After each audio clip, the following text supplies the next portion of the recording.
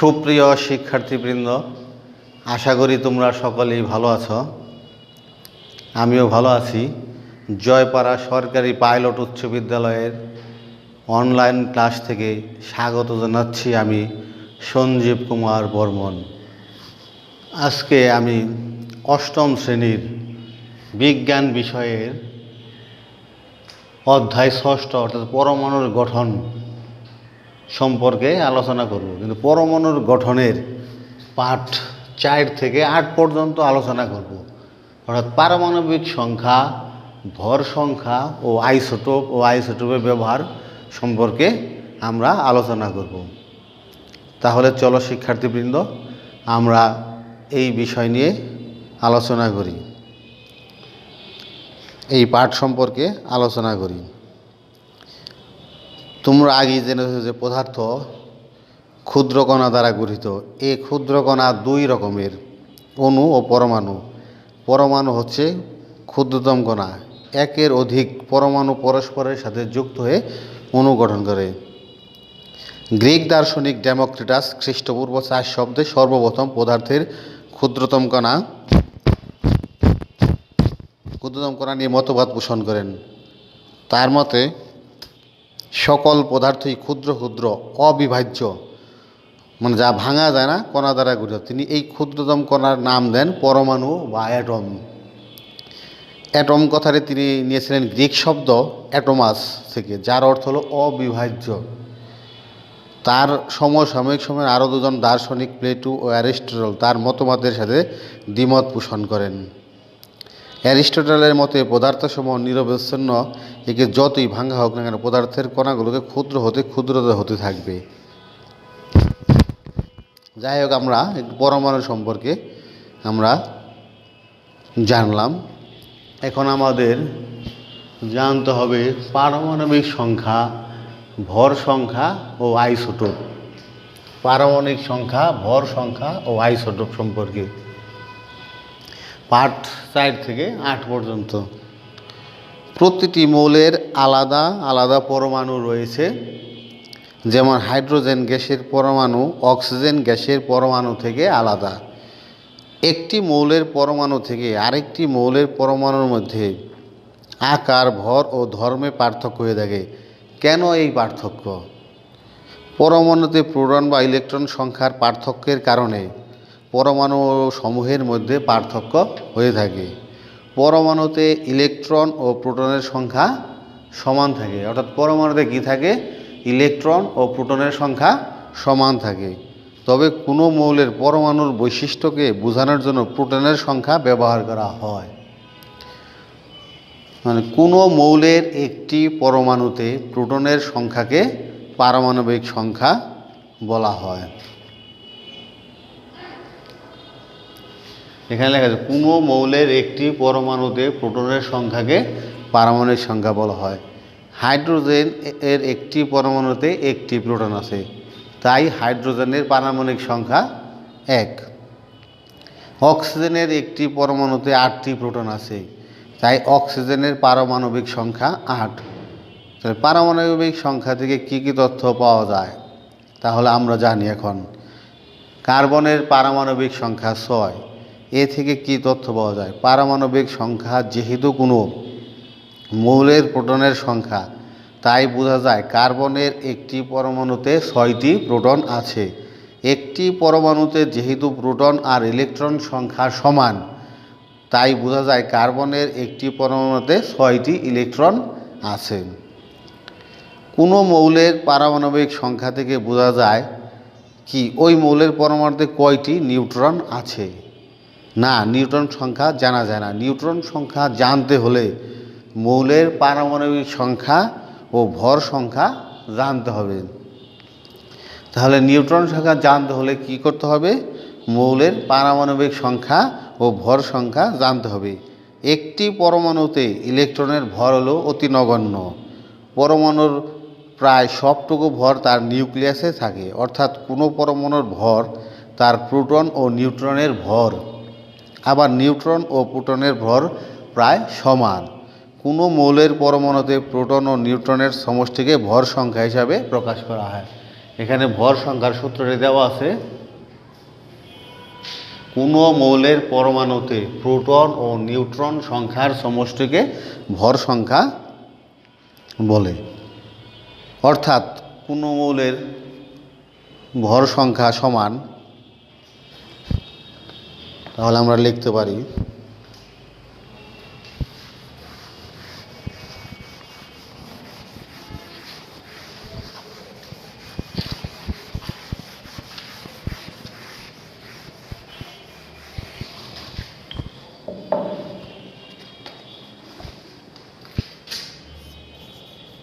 কোনো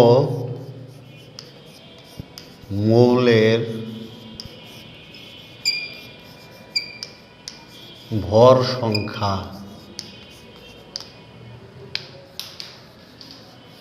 সমান আমরা লিখতে পারি ওই মৌলের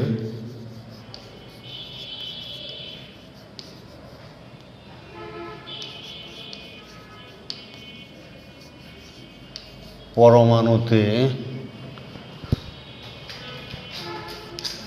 প্রোটন সংখ্যা যোগ নিউট্রনের সংখ্যা,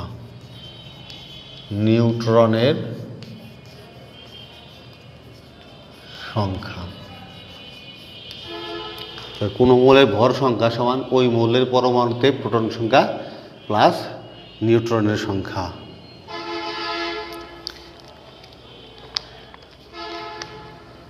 তাহলে যেমন অক্সিজেন পরমাণুতে 8টি প্রোটন আর 8টি নিউট্রন থাকে, তাই অক্সিজেনের ভর সংখ্যা 16। আবার সোডিয়ামের একটি পরমাণুতে 11টি প্রোটন আর 12টি নিউট্রন আছে, তাই সোডিয়ামের ভর সংখ্যা হবে 23। সোডিয়ামের ভর সংখ্যা হবে 23। পূর্বেই বলা হয়েছে যে পারমাণবিক সংখ্যা ভর সংখ্যা জানা থাকলে নিউট্রনের সংখ্যা জানা যায়। নিচে আমরা একটা উদাহরণের সাথে আমরা কিছু লক্ষ্য করতে পারি। তার আগে আমরা একটা আইসোটোপের সংজ্ঞাটা দেখি। কোনো মৌলের ভিন্ন ধরনের পরমাণু যাদের প্রোটন বা পারমাণবিক সংখ্যা সমান কিন্তু ভর সংখ্যা ভিন্ন, তাদেরকে ওই মৌলের আইসোটোপ বলে। এটা হলো আইসোটোপের সংজ্ঞা।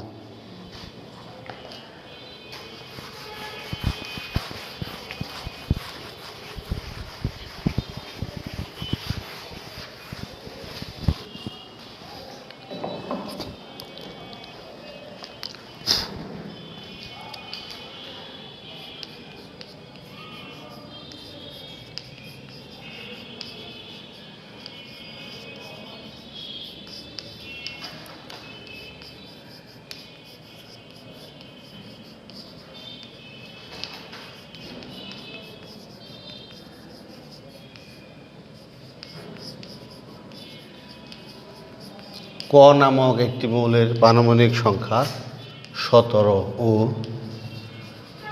ভর সংখ্যা 35। তাহলে আমরা ইলেকট্রন, প্রোটন, নিউট্রন আছে, এটা কীভাবে বের করতে পারবো?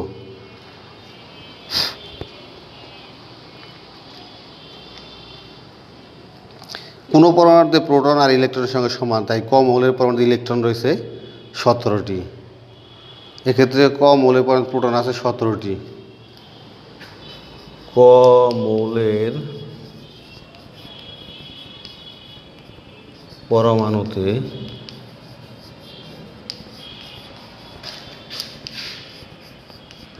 প্রোটন আছে 17টি। যেহেতু প্রোটন সংখ্যা আর পারমাণবিক সংখ্যা সমান, এই জন্য প্রোটন আছে 17টি। তাহলে আমরা নিউট্রন সংখ্যা কীভাবে বের করব? নিউট্রন সংখ্যা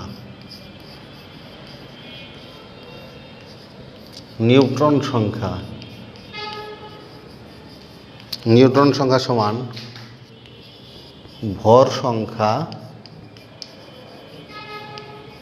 বিয়োগ প্রোটন সংখ্যা।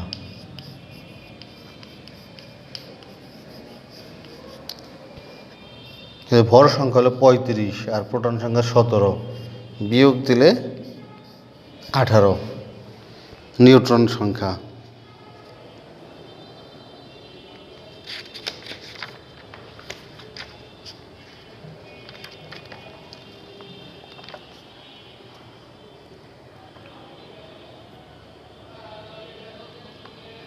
আর আমরা ইলেকট্রন সংখ্যা আমরা জানতে পারি কোনো মৌলের পরমাণুতে প্রোটন আর ইলেকট্রনের সংখ্যা সমান, তাই ক মৌলের পরমাণুতে ইলেকট্রন সংখ্যা রয়েছে 17টি।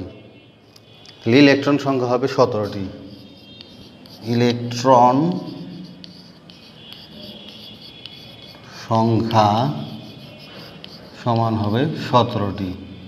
17টি হওয়ার কারণ কি, আবার বলি, কোনো পরমাণুতে প্রোটন আর ইলেকট্রনের সংখ্যা সমান, তাই ক মৌলের পরমাণুতে ইলেকট্রন রয়েছে 17টি। তাই আমাদের ভর সংখ্যা, তাহলে আমাদের ভর সংখ্যার সূত্র জানা থাকলে আমরা প্রোটন সংখ্যা, নিউট্রন সংখ্যা এগুলি আমরা বের করতে পারবো।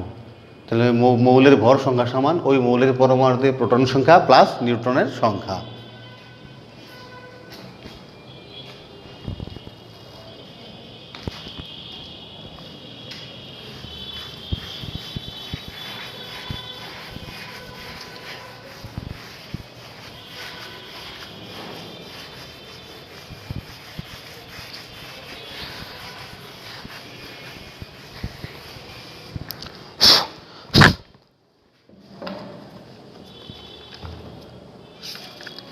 এখন আইসোটোপ সম্পর্কে আমরা জানব। তোমরা ইতোমধ্যেই জেনেছো যে একটি মৌলের প্রতিটি পরমাণুতে নির্দিষ্ট সংখ্যক প্রোটন ও ইলেকট্রন থাকে, কিন্তু একটি মৌলের সকল পরমাণুর ভর এক নাও হতে পারে, কারণ একটি মৌলের পরমাণুতে বিভিন্ন সংখ্যায় নিউট্রন থাকতে পারে। যেমন হাইড্রোজেনের সকল পরমাণুতে একটি করে প্রোটন ও ইলেকট্রন থাকে। নিচের চিত্রগুলো থেকে বোঝা যায়। 58 নম্বর পৃষ্ঠায় বইয়ের দেওয়া আছে প্রোটিয়াম, ডিউটেরিয়াম,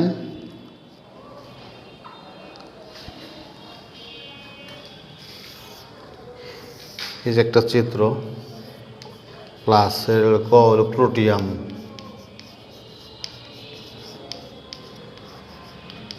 প্রোটিয়াম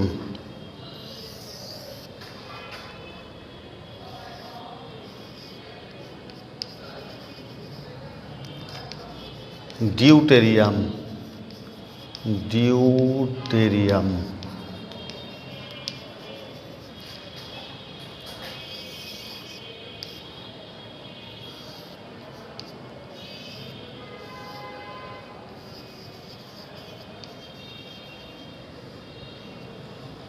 এটা হলো ট্রিটিয়াম, ট্রিটিয়াম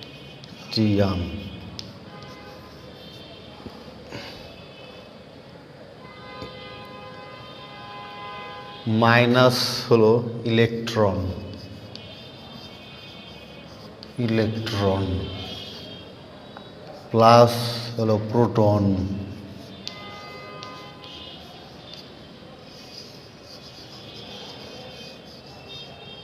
এটা হলো নিউট্রন।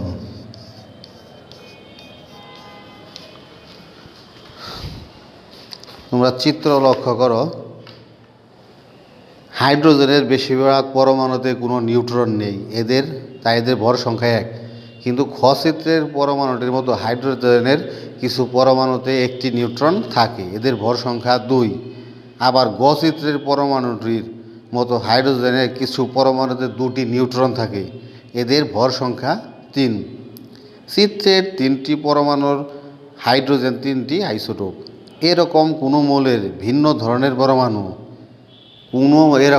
কোনো মৌলের ভিন্ন ধরনের পরমাণু যাদের প্রোটন বা পারমাণবিক সংখ্যা সমান কিন্তু ভর সংখ্যা ভিন্ন, তাদেরকে ওই মৌলের আইসোটোপ বলে।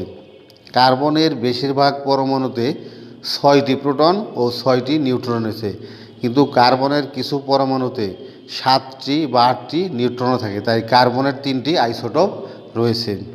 আইসোটোপের ধর্ম ও ব্যবহার। একই মৌলের বিভিন্ন আইসোটোপের প্রোটন ও ইলেকট্রন সংখ্যা সমান বলে আইসোটোপগুলির মধ্যে ধর্মে তেমন পার্থক্য নেই, তবে যেহেতু তাদের ভর আলাদা তাই তাদের সহজেই শনাক্ত করা যায়। সাধারণত আইসোটোপ অস্থায়ী। অস্থায়ী আইসোটোপ বিভিন্ন তেজস্ক্রিয় রশ্মি ও কণা বিকিরণ করে, তাই এদেরকে তেজস্ক্রিয় আইসোটোপ বলা হয়। বিভিন্ন ক্ষেত্রে তেজস্ক্রিয় আইসোটোপের এই ধর্ম কাজে লাগানো হয়। নিচে বিভিন্ন ক্ষেত্রে আইসোটোপের ব্যবহার উল্লেখ করা হলো। চিকিৎসা ক্ষেত্রে আইসোটোপের ব্যবহার। বিভিন্ন রোগ নির্ণয় ও নিরাময়ে আইসোটোপের ব্যবহার করা হয়। কোনো ক্ষুদ্র রক্তনালী ক্ষতিগ্রস্ত হলে রক্তের মাধ্যমে আইসোটোপ পাঠিয়ে তা শনাক্ত করা যায়। একইভাবে ক্যান্সারে আক্রান্ত রোগীর কোন কোষ ক্যান্সারে আক্রান্ত তা আইসোটোপ দিয়ে নির্ণয় করা যায়। আবার ক্যান্সার আক্রান্ত কোষ ধ্বংস করা যায় আইসোটোপের তেজস্ক্রিয় বিকিরণ ব্যবহার করে। এছাড়াও তেজস্ক্রিয় রশ্মি ব্যবহার করে ডাক্তারি যন্ত্রপাতি জীবাণুমুক্ত করা হয়। কৃষিক্ষেত্রে পতঙ্গ নিয়ন্ত্রণে আইসোটোপের তেজস্ক্রিয় রশ্মি ব্যবহার করা হয়। এছাড়া কখন কোন সার কী পরিমাণ ব্যবহার করতে হবে তা জানতে তেজস্ক্রিয় আইসোটোপ ব্যবহার করা হয়। খাদ্যদ্রব্য সংরক্ষণে ব্যাকটেরিয়া সহ অনেক জীবাণু তেজস্ক্রিয় রশ্মিতে মারা যায়, তাই তেজস্ক্রিয় রশ্মি ব্যবহার করে খাদ্যদ্রব্য বা ফলমূলকে জীবাণুমুক্ত করে সংরক্ষণ করা হয়। ভূতাত্ত্বিক বৈজ্ঞানিক গবেষণা কাজে তোমরা অনেক সময় খবরে শুনে থাকো যে কোনো দেশে কয়েক কোটি বছরের পুরনো ফসিল পাওয়া গেছে।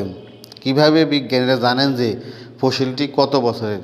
এটি জানা যায় আইসোটোপের ক্ষয় থেকে। কোনো ফসিলের স্থায়ী অস্থায়ী আইসোটোপের অনুপাত থেকে বোঝা যায় ফসিলটি কত বছরের পুরনো। তাহলে তোমরা আইসোটোপের ব্যবহার জানলা। তাহলে আমরা এই অধ্যায়ে পারমাণবিক সংখ্যা, ভর সংখ্যা ও আইসোটোপ সম্পর্কে জানলাম। এটা তোমরা পাঠ্য বই আরও সুন্দরভাবে লেখা আছে, সেটা খুব মনোযোগ সহকারে পড়বে। আজকের মতো ক্লাস এখানে শেষ করছি। তোমাদেরকে অসংখ্য ধন্যবাদ। আবার দেখা হবে।